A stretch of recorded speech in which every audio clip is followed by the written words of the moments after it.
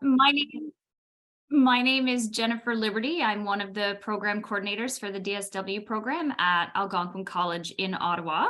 And we have another great session lined up for you this morning. Today, we are looking at what are microboards and why do you need to know about them?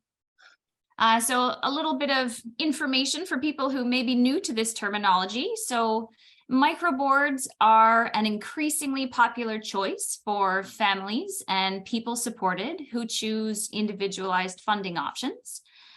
First developed and very popular in British Columbia, microboard brings together a person, their family, their friends, and other important people in their lives to form a nonprofit organization and help that person make decisions and plans for their life.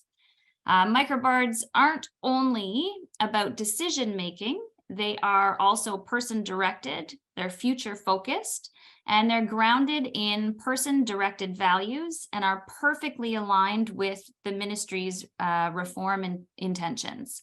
We have three presenters here today to share some information with us. We have Kathleen Gifford. She has firsthand experience and values the impact and opportunities that come with establishing an entity of a microboard.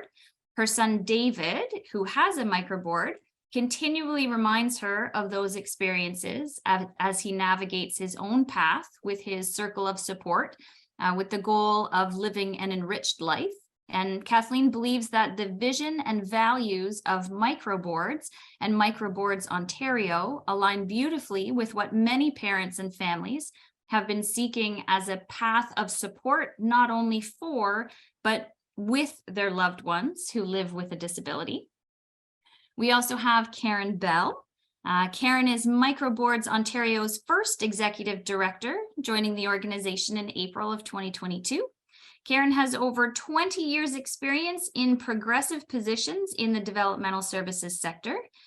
She is a passionate, community-minded leader who brings an empathetic and focused approach to her work, and her extensive background in communications, government relations, strategic and operational planning, collaboration, accountability, and has a deep belief in inclusion and equity. This has definitely been part of her work. And last but not least, we have Xavier Nordmeer, who is the former executive director of Community Living Windsor, so an organization that provides supports to over 600 people who have an intellectual disability and their families in Windsor. Xavier started at Community Living Windsor in 1990, retired in 2022, congratulations, or 2020, sorry, congratulations, and has been working with people and families since 1981. So from 2003 to 2020, he also led the work at Capacita, did I say that correctly? Okay, which is a special volunteer project providing medical aid to children with disabilities and their families in Nicaragua. And he is currently a senior consultant with a Center for Conscious Care. So a lot of knowledge, a lot of fantastic information, and we can't wait to hear what you have to share with us today. So I will turn it over to you. Great, thank you, Jennifer. Hi, everyone. Thank you for coming to listen to us for the next hour. I'm just going to share my screen and we will get this show on the road. So there we go. Jennifer mentioned we have a very intensive session for you. There's a lot of information that we're going to unpack. We're going to talk about what microboards are, kind of elaborate on what Jennifer's already said about the whats and the whens they started. And the values and the structures behind them. And then we're going to hear from Kathleen about the impact that a microboard has had on her family. So getting going, as Jennifer said, a microboard is when friends and family of a person with a developmental disability come together and they form a nonprofit organization. And this nonprofit organization has one purpose, which is to support a person with living their best life and making the decisions that they need in order to do that. And they do that through planning, as you'll see Microboards are a very future-focused tool. They are all about planning for a person's life and looking down the road at what they would like to be doing, advocating for what they need, making sure that supports and services that they engage in or participate in are person-directed and quality services, helping to connect them to the wider community. Relationships and community connections are a really big focus and grounding foundation for what microboards are. You may have also heard the term Aroha. Funny, I was doing a session yesterday and someone had heard of an Aroha, but not a microboard. An Aroha is very similar to a microboard. It was first developed in Guelph by a family called the Bloomfields in the early 2000s. This is them here in the picture, and Andrew is in the tan jacket, I believe, and that is his microboard. And it, like a microboard, is also an incorporated entity, and it is all about helping a person live a good life and providing them with support in making their decisions. And the word Aroha is derived from the Maori word for love. So that explains what it's all about right there. I'll just elaborate a little bit on the history of microboards. They have been around for a long time, going back to the late 80s with the family, David and Faye Weatherow, who created a microboard for their son in Winnipeg. And then Bella Canada is an organization in BC that kind of ran with the model, developed a framework and put a vision around it. And in BC right now, there's more than 1,200 microboards, and they've also trademarked the microboard name. And they were also the launch pad for other countries to also start investigating microboards. So you'll find them in Australia, Northern Ireland, and in the United States. I like to read this little quote by the Weatherows because it is such a great grounding in what microboards are. I'll read it because it's not very high contrast. A microboard based on the spirit of a family and circle of friends has various advantages compared with other models of support for people with disabilities. It's smaller, more intimate, more direct, more responsive, more enduring, and supports relationships and community connections. A little bit about us. We have been incorporated since 2018. We are a nonprofit organization, and we are committed to promoting and growing microboards across Ontario. Right now, our mission is mostly concentrated on advocacy and providing resources and training for families who are interested in microboards and for staff and organizations as well, as this becomes increasingly popular. And our vision is that one day, anyone who wants a microboard in Ontario is supported to have one. As I mentioned, I may have mentioned, I don't remember whether I actually did, the term microboard is trademarked. That's one of the things that Bella Canada did. And they did that because they wanted to be sure that people who were creating a microboard were well grounded in what the values were behind them. It's not like it's not a contract situation. There's no microboard police, but it is hoped that if you're building a microboard, you build them around the foundation of these values. And the first one is that relationships are the most important component of a person's life. And we all know this is true. It's our friends and our families that we turn to for support, to vent ideas, to help us talk through problems, to help us make decisions. So that is the foundation of any relationship, and that's the foundation of the microboard. It's probably the most important foundation. The other is everyone has the capacity for self-determination. We all have capacity to make decisions. We might just make them differently, and people want to make those decisions and have that autonomy over their life. Any decision made by a microboard, and again, it's made by the microboard, is based on a person's wishes, their needs, their interests, and supports the goals that they have in their life. Like we said, it's about one person. And everyone has gifts to contribute. Everyone wants to have a meaningful life. Everyone wants to contribute to the community and have those contributions respected and appreciated. And that is another cornerstone value of a microboard. A microboard is built on supported decision making. So decisions, as I said, aren't made for a person or on behalf of a person, they are made with a person, and helping them to also gain the experiences that they need in order to make that decision. It's not just about presenting the options and having them choose, it's making sure that they have the foundation and the background and a bit of experience to make that decision as well. It's different from what we have in Ontario. Right now, we have what's called a substitute decision-making model, which means that, a person's decisions and their rights are made by someone else. And often this is a lifelong situation and it covers any decision. So it's really not a forward-thinking model. Other provinces have become more updated and have more of a supported decision-making framework, and Ontario is moving in that direction. So it's really important that we understand the importance of supported decision-making and its relationship to microboards. And with that, I'm going to turn it over to Xavier.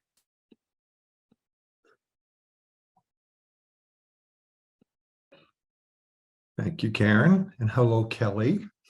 It's nice to see you. We just connected with somebody I worked with many, many years ago.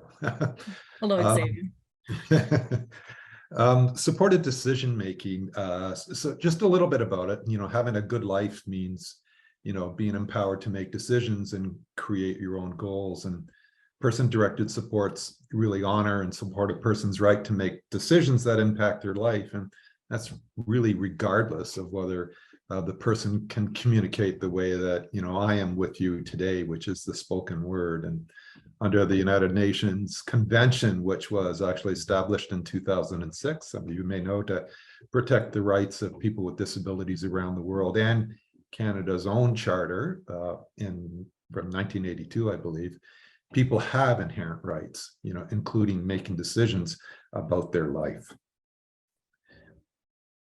So a microboard is, as Karen has mentioned, it's a non-profit corporation. On the right-hand side, you'll see, like any other corporation, it has members, it has officers and directors. It's a business structure that really is separate, as a separate legal entity from its owners. And there's two types of corporations that typically exist: a not-for-profit and a for-profit. And a microboard is actually a not-for-profit corporation. Just like Microboards Ontario, we are a not-for-profit corporation. We're provincially, we're federally incorporated. And the reason for that is because it's a lot easier and it's a lot cheaper to do it that way, for sure. So just a bit about the composition of a microboard. There has to be at least 5 unpaid people who have a relationship with the person. And it's just critical about the relationship piece. You have to be in relationship with the person. There can also...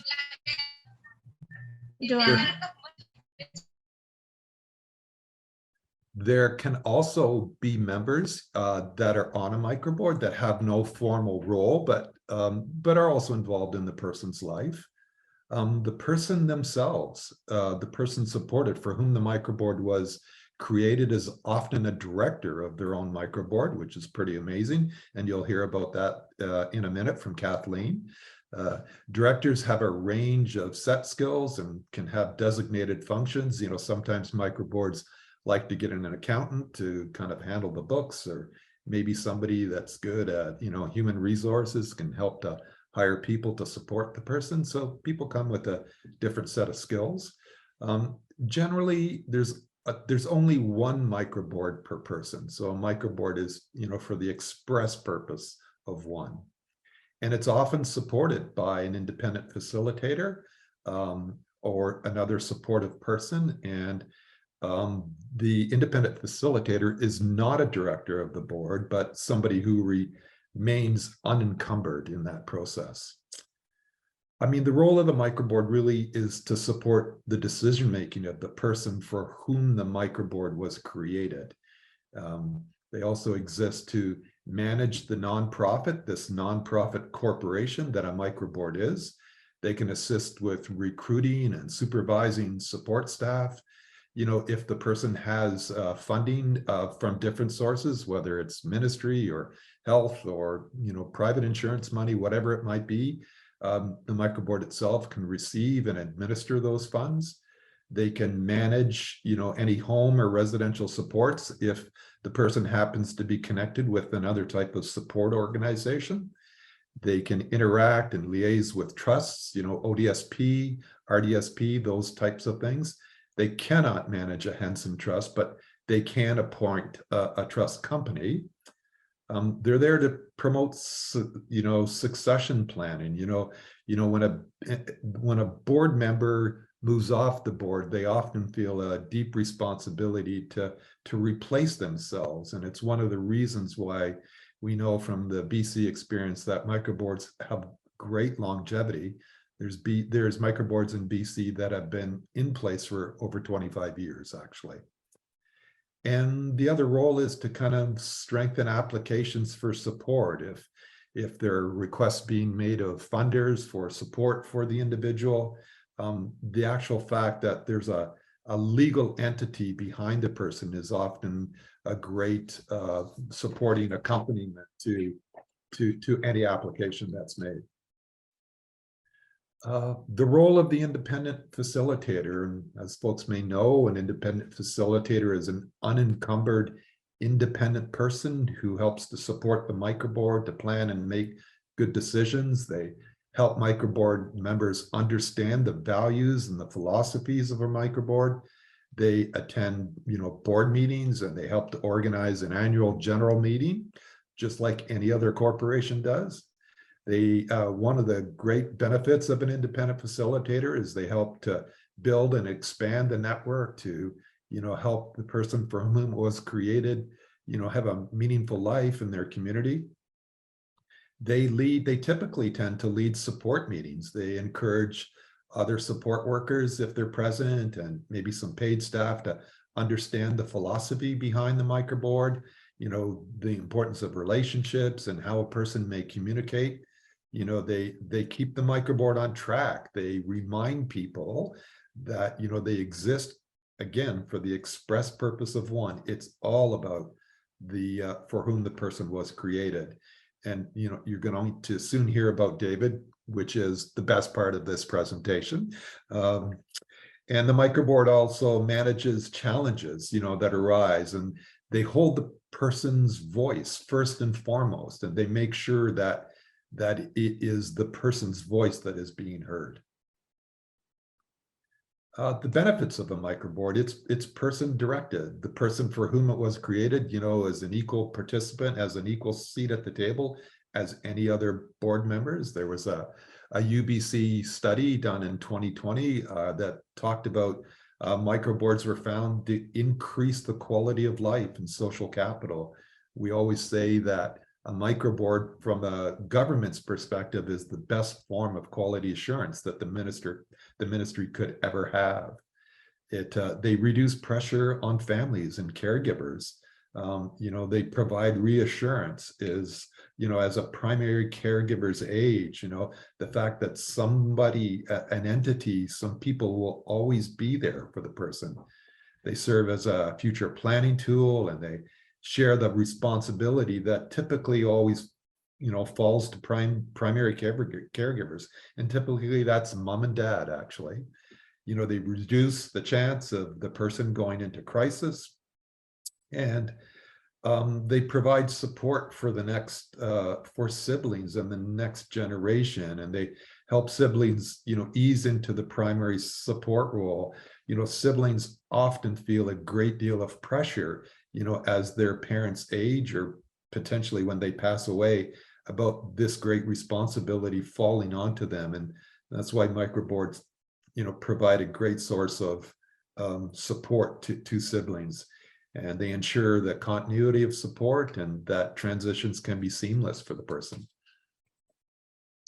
A few more benefits: they formalize, a circle of support or a network. Microboards are often called the next step, after a network or support circle. Networks and circles can be vulnerable in times of change, but microboards tend to be more stable because of the legal nature of them. They have built-in succession planning, which offers protection for the microboard because, again, if a board member leaves, they often make sure that there's always somebody to replace them, to take their place on the microboard. It offers purpose. All directors know why they're there because it singularly exists just to support one person.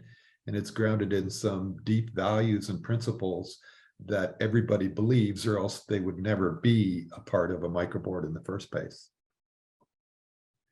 A microboard is not, and this is a really important thing for people to understand. It's not about guardianship. It does not make decisions for the person. It does not have any legal authority over the individual. Microboard is, not created so someone can take control over a person. It's the exact opposite for that. A microboard is also not for everyone. It's just part of a continuum of support. They do take time and energy and work to create, and the investment is not something really that all families are able to do at a given point in time, but it's maybe something that they can grow to. A person may already have, a large family around them, or a pretty solid circle of support or support network, that already has a succession plan in place. And if that's the case, then that works out just fine, and that's great. And it's also not just for, individuals that have a lot of money. You don't need any money, frankly, to start a microboard. You might need a few dollars to incorporate it, but it's not just for people who have large sums of money or support dollars. And it's not a quick fix. It's not a quick fix in terms of a crisis, or if there's a serious illness in the primary caregiver, or maybe if the primary caregiver passes away, because it's not a quick fix, because it does take some time and energy and effort to set up. And with that, I will pass it on to Kathleen. Hello, I am Kathleen Gifford. I have solid roots in the support worker role. I started as a support worker, so I'm pretty thrilled to be speaking with all of you students here today, and I'm going to try my best to share my family experience in Down the Lane with David. So when I was a support worker back in the 80s is when I first learned about microboards. I attended a workshop that I believe Aled Mansky from Plan in BC was talking about. And that's where I first heard about microboards and just thought they were amazing. I just thought, that this could be a solution for everybody. And then a little while later, in 1999, our family of my husband and two older daughters, I think then they were 13 and 15, we adopted our son, David. And David was this beautiful little boy with shocking red hair. And he just had this laugh that would draw people in. And we instantly fell in love with him. He was and remains nonverbal, and he had, I guess, quite a few labels against him. And he already had this self-injurious behavior when he couldn't get a point across. So I knew moving forward with David that microboards were going to be probably important in his life. But at that point, I was the only one in the family that really knew anything about microboards, and it seemed like a long way off.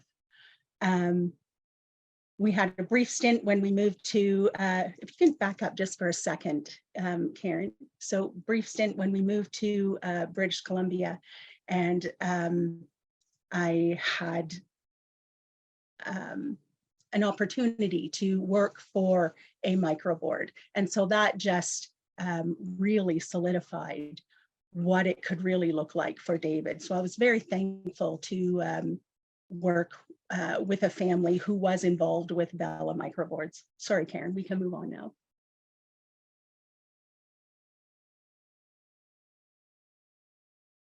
So David always had these ideas that he tried hard to communicate.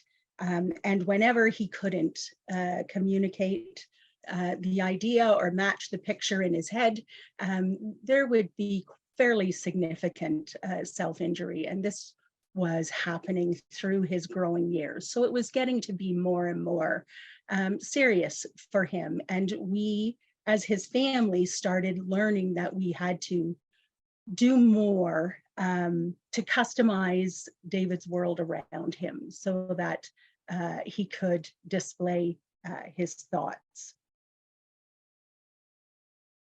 Whenever we would meet professionals, or certainly his school support in the school, not the medical community, but in the school setting, people just thought that the self-injury was a makeup of his disability, that it wasn't anything deeper than that, which just perpetuated the self-injury. At home, however, David was excelling with his family.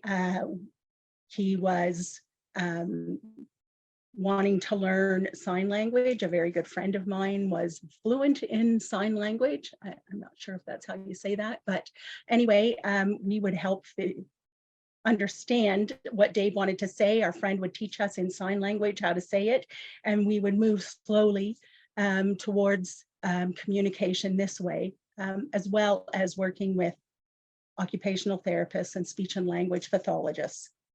But for the most part, life happened outside of the home faster than Dave could communicate about. And so that just perpetuated everybody's beliefs, his family included.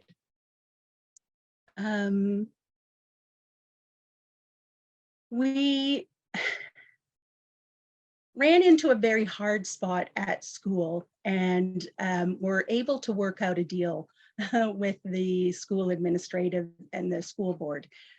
So David no longer had to attend class in the high school setting. He would actually walk to the high school with support, meet his EAs, and he would communicate with these EAs with a iPad and Proloquo to go, and they would go through the town. This is where David really first started to learn stuff that he wanted to learn, and stuff that he needed to learn to come into adulthood. So while they were on these walks, these 3-hour walks, he would go in and out of stores, and he started learning that if you wanted something in the store, a transaction had to happen. So then we started to teach him a little bit about money. Well, then we thought, you know, how about Dave get a bank account? And so we got a bank account with him. David had a really hard time going into doors unless there was a big payoff for him. So we chose an ATM we chose a bank that had an ATM on the sidewalk, so he didn't have to go in through any doors. Anyway, he just felt really empowered getting this bank account. The very first time he went to the ATM, he tried to use his PIN number and it didn't work, and he tried again and it didn't work, and he just thought, oh, he just opened the door and walked up to the teller in the bank and slapped his bank card down. And so as soon as things became relevant to him, the fears would lessen. For the most part, though, we were kind of stuck with where Dave wanted to have this meaningful life. And so we hired somebody to follow Dave and his support with, and I said, just take a picture of anything that he looks at. Doesn't matter if it's a piece of garbage on the street, a certain car. What we were looking for was a pattern to show up. In fact, patterns did show up, but I think the most meaningful thing that showed up was the person that was taking the photographs would spend time with David after the walk and look at the photographs. And she was an artist in her own right. And she would say, Dave, which one do you want me to paint? And so he would choose a photograph from his walk, and she would start to paint it there in front of him. This is a few months while this is going on. So during the walks, David learned that he could take pictures on his iPad. So he started taking his own pictures, which started really solidifying some patterns around trees and birds.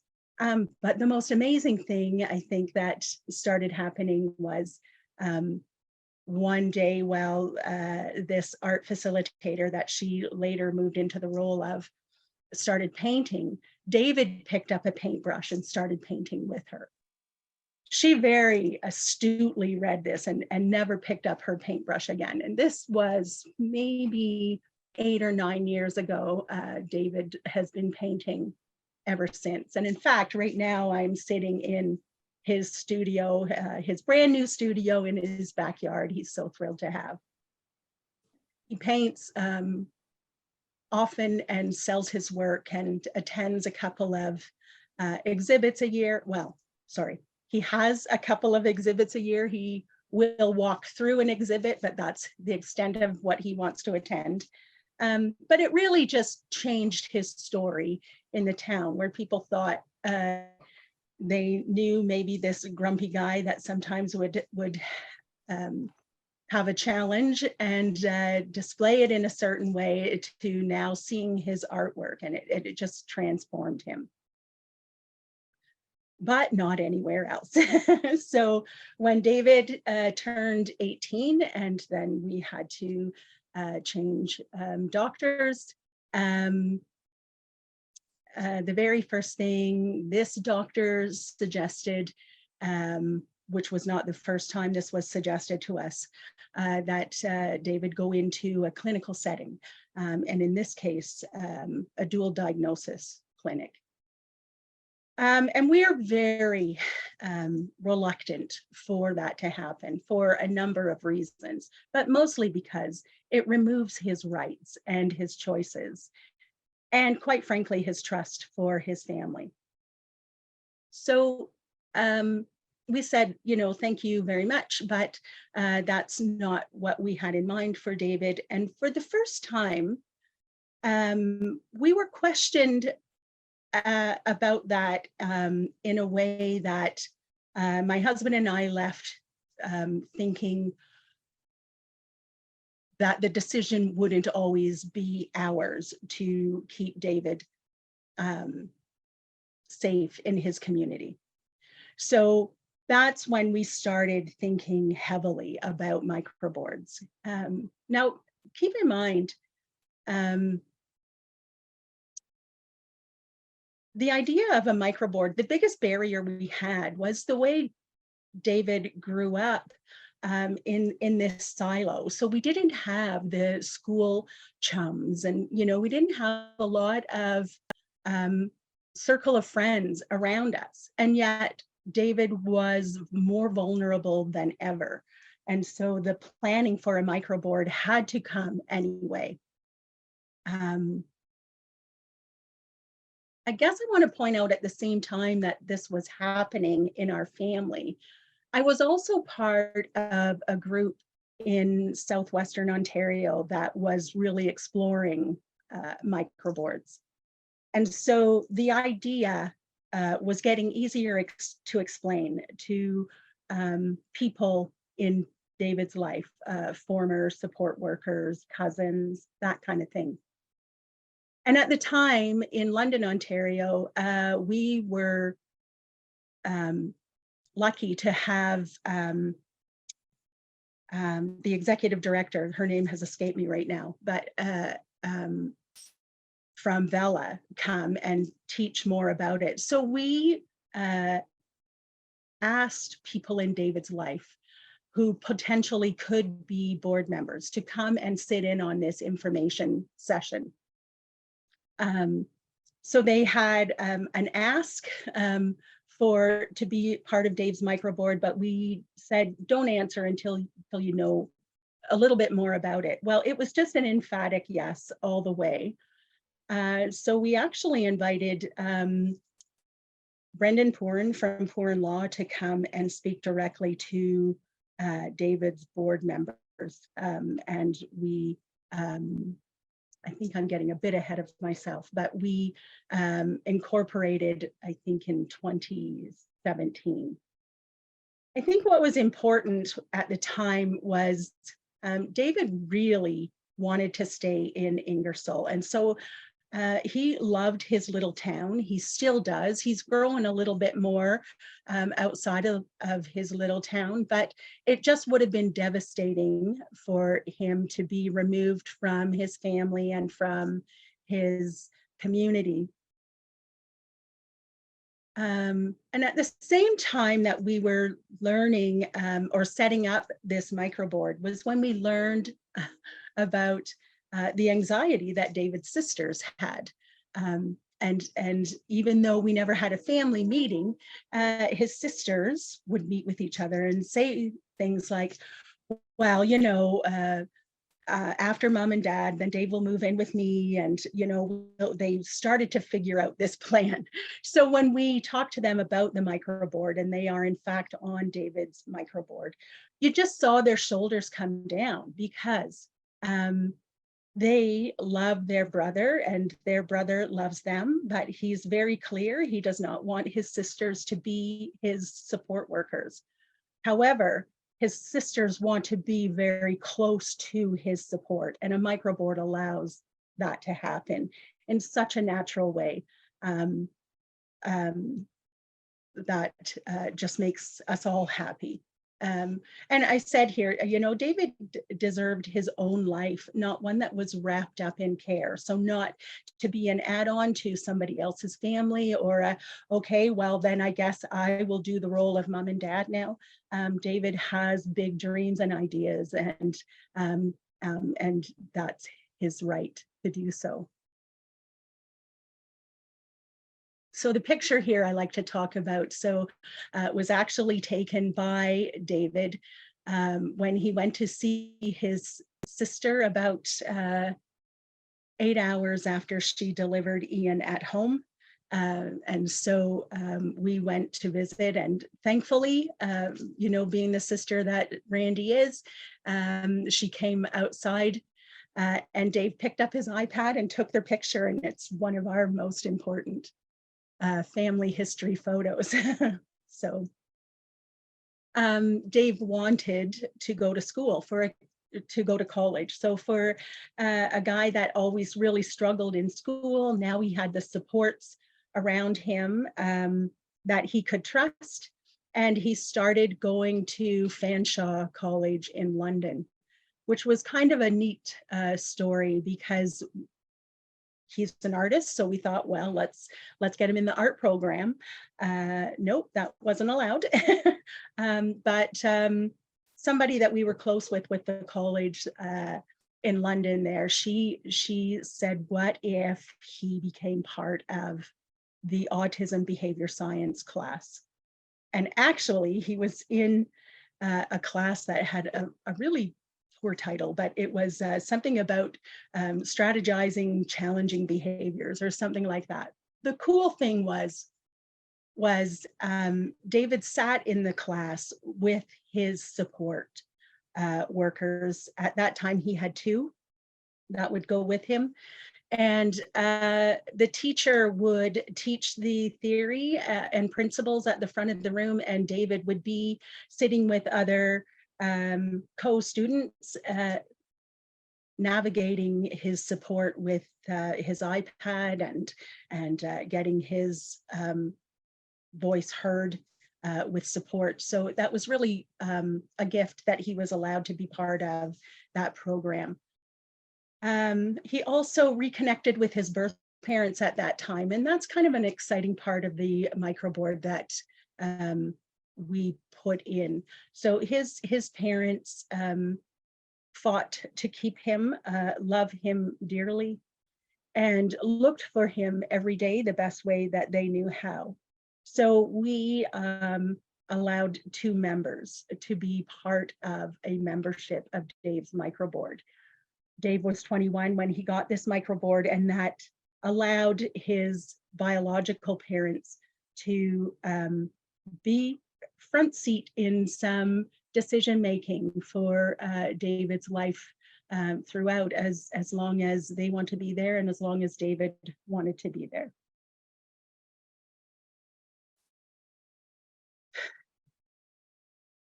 So Dave sounds really enlightened, and he really is. But when we first started the microboard, it really was to protect his vulnerabilities. And so a lot of that, although David was named a director, we knew we had to leave room for him to grow into that role. He did not want any part of sitting with meetings. He did not want to hammer out the bylaws. That part was not of interest to him at that time. So we worked really hard on this.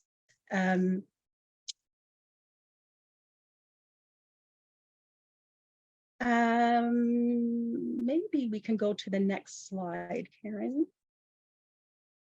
Oh, no, sorry. Okay. Anyway, we worked hard on David being able to attend meetings. We tried for him to be able to attend after a walk, and that didn't really seem to do it. What really ended up working probably about 6 to 9 months after forming the microboard, maybe even a year, was we spread the boardroom out in our home. So, we tried to all just sit at a table, and that really wasn't working for Dave. It was all just too close. So we moved out where everybody was in earshot and with a slight head turn in vision of each other, and just got really comfortable. We also gave Dave a task of showing a slideshow on the TV screen of things that he had accomplished between board meetings, photographic evidence, I guess, of a life that he was living and choosing for himself. And Dave really seemed to like that, and he got a lot of positive feedback from the other board members who really enjoyed the slideshow as well. So that really just validated David, and all of a sudden then he wanted to be part of board meetings, if the snacks were right too, which is probably, he's not the only board member thinking that. Anyway, then the pandemic hit, and we started doing Zoom meetings, and Dave would attend the Zoom meetings, no longer with a support worker, but he oftentimes will sit with his dad in Zoom meetings. And so life is growing for David, and he's growing into this role of being a director in his life. He's getting used to knowing that his voice is important. Now he attends support team meetings, which, Dave has this lovely support circle around him, support members. But when David attends the meeting, it really just raises the bar, I think, of how you're going to communicate about some of the challenges they encounter. And David often has a voice lots of times through musical lyrics that he adds to the conversation. I think a really important part of a microboard being successful for David and for our family is the role of an independent facilitator. And I know we breezed past that slide really, really quick, but in our case, sometimes having things needing to be done a certain way, oftentimes an AGM has to be, certain perimeters around that. That just stresses me out. So the independent facilitator helps us with those meetings. But I think the most important thing that she does is she knows David really well. And everybody on the microboard does. They've all either worked with him or are family members, cousins, everybody knows him well. But the independent facilitator takes that step that's just her and David. And so she provides that buffer of, David can speak freely his ideas to her, even outside of his parents or his sisters. So it keeps his voice front and center in the microboard meetings. She helps with share our family philosophy about community first, about the importance of relationships. Pardon me. I think I better stop talking now. She really, really just keeps David's voice front and center. I'm sorry.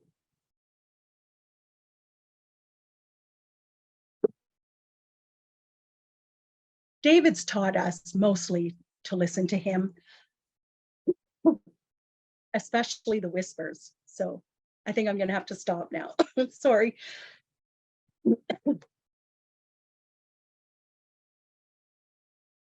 Thanks, Kathleen.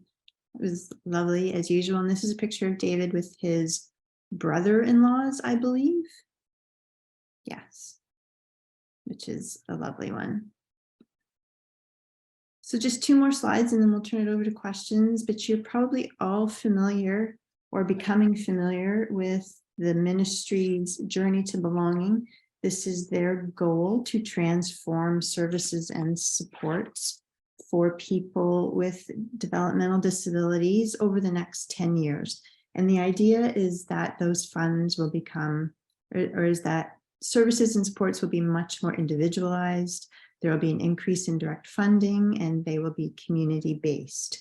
And these principles really align with microboards. Like we couldn't have even drafted it that eloquently. They fit so well together because of those values, because microboards are person-centered and because those values around a person having autonomy and having their voice and being able to explore and learn in their world are upheld. And microboards, as you even heard from Kathleen and David's story, they increase the number of people in a person's life. One of the primary goals is to expand relationships and to deepen relationships that they have with people. The ministry, as we know, always has those checks and measures. They want to make sure funds are being spent and they're accountable and that services are being purchased or that are being coordinated are person directed. And because it's a microboard, because it's a nonprofit with fiduciary responsibility, those checks and measures are inherently in place. And because of that, any quality assurance, transparency, and flexibility are always part of it as well. And in the words of Xavier, the highest degree of family involvement is the best form of quality assurance. And we all know that to be true. And with that, I'll turn it over to him for the last slide. Thanks, Karen. Just some final thoughts here. Microboards, because they're a legal, corporation, not unlike any support organization that exists, They require the same amount of flexibility and management. You know, they have individualized budgets, those people who have a microboard who have some funds. And again, you don't necessarily need money to have a microboard. It really is a great vehicle for support. It's an absolutely wonderful one. You know, microboards, you know, board members, you know, we know that, you know, the key point of contact of the directors on a microboard change over time. They, you know, people can move in and out of the life of the person for whom the microboard was created. And many times, you know, people leave, but might come back 5 years later. So it can vary from time to time. And different members of the microboard, you know, they typically handle different aspects of the responsibilities, you know, whether they're looking after finances and health issues. You know, we know some folks who are good at maintenance, so they help look after the maintenance of the home where the person lives. It can really depend on the individual microboard itself. People, you know, with microboards have a very good quality of life.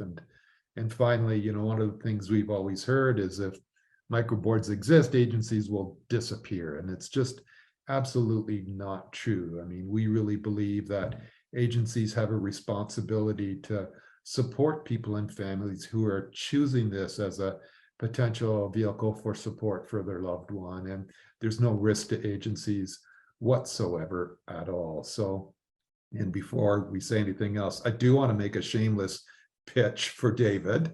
He is really an incredible artist. I'm, you know, really fortunate to have a number of David's pieces of art. They're just the brilliant, it's not just the brilliant colors, but it's the way that David integrates colors into his work that really, you know, you can look at his art and just, they have deep meaning to them. And so he really is amazing.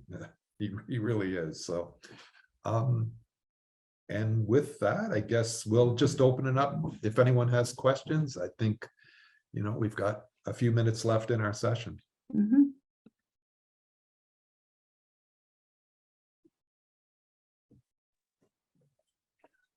I have something to say. Sure.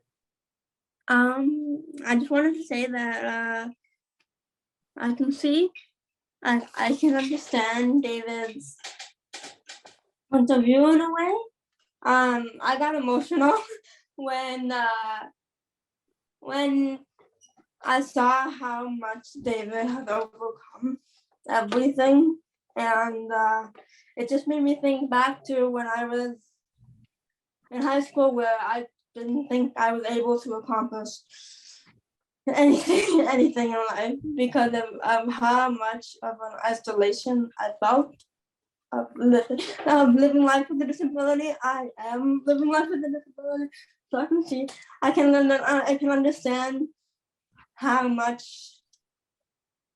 of a struggle it is for someone to accomplish everything that they want. And it seems like to me that David has done that, and it amazes me. And that's part of why I want to become a DSW. Because I want to see people grow, and for me, including myself, like I see myself growing and being in this program. I see myself becoming what I want to become, and yeah. Wow, thanks for sharing.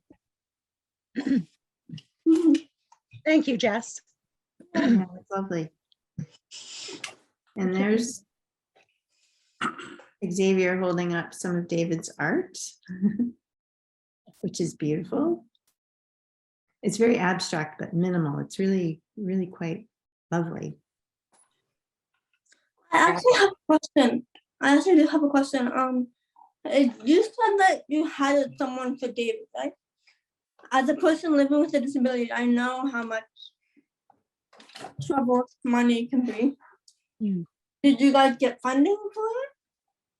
Yes, David has a small pot of individualized funding. Yeah.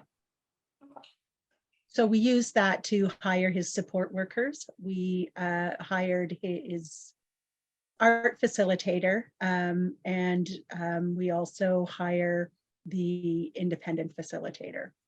if you don't mind me asking, was that enough to cover everything?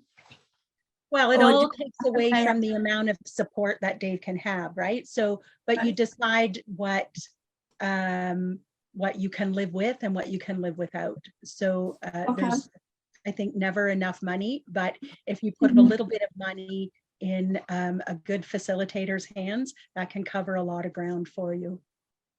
Okay. Okay, thank you. Thank you. I have Yes. a question for everyone. Ernie here. Excuse me.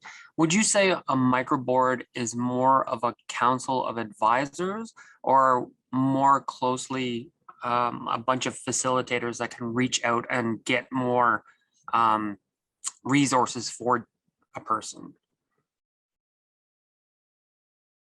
I can jump in there and say, I think it's both. I think, different microboard members and directors fill different roles. Some of them act maybe in a advisor fashion, just to make sure that, people are asking the right questions, about, what a person wants in their life. And other people are just great community connectors. And so they serve to help the person become connected to the community in the way that they want. So it really depends on the individual microboard and the skill of the members, the directors on the board. So it sounds like it's more of a starting of a network than it really is anything. Actually, You're in building that network. Yeah, I mean, that's a big part of it. And in many ways, it's the formalization of a network that either already exists or, it helps keep an existing network going. Right. And helps to find new members and of the network that can contribute in different ways. Thank you. Megan, did you want to ask your question? Yes, please. I was just wondering if like microboards have to be in connection to an agency. When my brother was more so having like support and whatnot for autism and whatnot, it wasn't with an agency or whatnot. It was more so just our family that was trying to find support through like social workers and whatnot. But are microboards more successful like with connections to like an agency, or has there been like a great deal of success with just like families trying to create a microboard with like my mother never had a consistent social worker. They kind of like changed or whatnot. And I guess microboards kind of have to be consistent. So I'm just wondering, like with families that don't have an agency where it's consistent staff, are they as successful, I guess? So I'd like to answer that. David's not part of an agency. Okay. Our family gathered people important to David in his life and formed the microboard. Having said that, we are good friends with our local agency. So because I think with the level of support that David requires, it's just really good to have friends in a lot of places.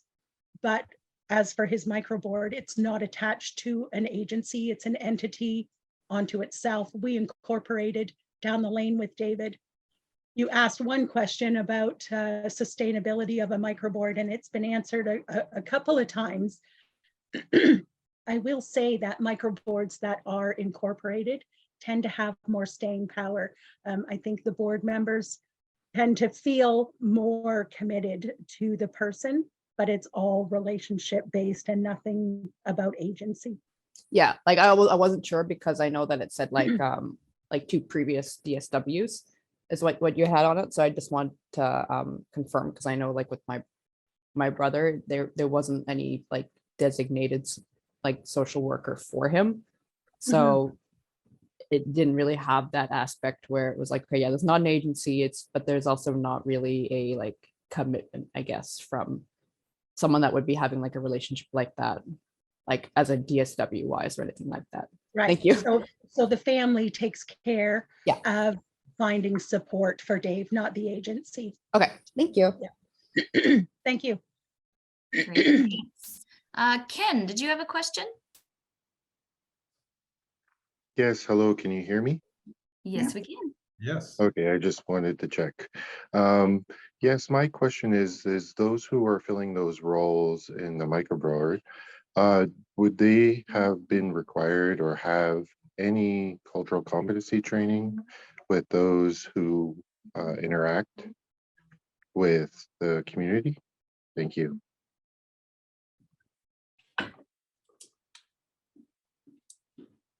You want to take that, Xavier? Yeah, I didn't catch it. I didn't catch what kind of training it was. Sorry. Cultural Cultural competency. competency training. So in the overall society, because there would be different people who you would say would coming in and out. Would they actually have cultural competency training in regards to understanding the society that they serve? Thank you again. Oh, you're welcome. I don't know of anyone who has had specific, cultural competency training. I think what's important is that, the family members who are typically setting up the microboard are bringing in people into the life of the person, or people who already exist in the life of the person, who understand and know them so well and know the family. And there aren't people being brought into a microboard that aren't in a relationship and have a deep understanding of the values and the philosophy of the family and the person themselves. It's just kind of inherent in people who are coming on the board. Nobody's coming in, without that deep understanding of the person and the belief in who they are as a human being.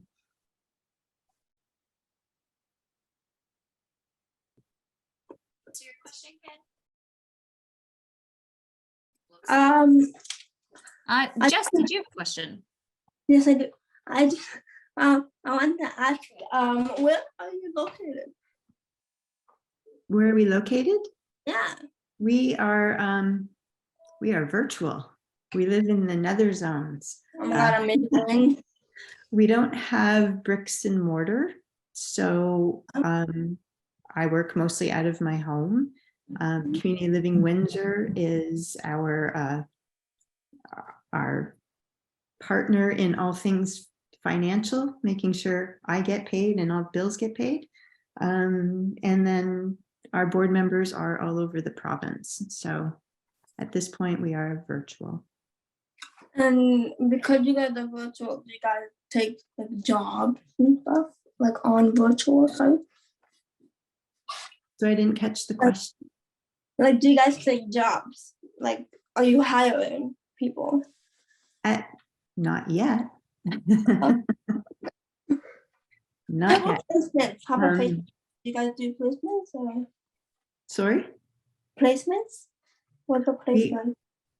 Because I've only been in the job for 6 months, we do have a strategic plan that does include growing the organization, and part of that will certainly be looking at some sort of facilitator role as microboards become more of a sanctioned option, I guess, by the province. So we have a little bit of advocacy work to do, but the vision is certainly there to grow the organization. Okay, thank you. Excellent. Are you two board members okay with that? Sure. All right, good. There was a good question posed in the chat as well that Xavier just responded to. It says, is there a minimum age to begin a microboard, or can we begin in childhood? Did you want to share your answer out loud? Yeah. So there is no minimum age at all. I mean, what we're finding with some families is they're beginning to think about that when their children are still children under the age of 18. And, I don't personally know of any microboards in Ontario where they are set up for, for kids under the age of 18, but I know that they exist in other, in BC and in other areas for sure. There's no minimum age. You can set it up for anybody. And the person doesn't necessarily have to be have a disability either. There are, other countries that are setting them up for, for folks, as they're aging, just as parents are aging. So it's you can set up a not-for-profit corporation or a microboard for anyone. Excellent, thanks. Deb, go ahead. Thank you.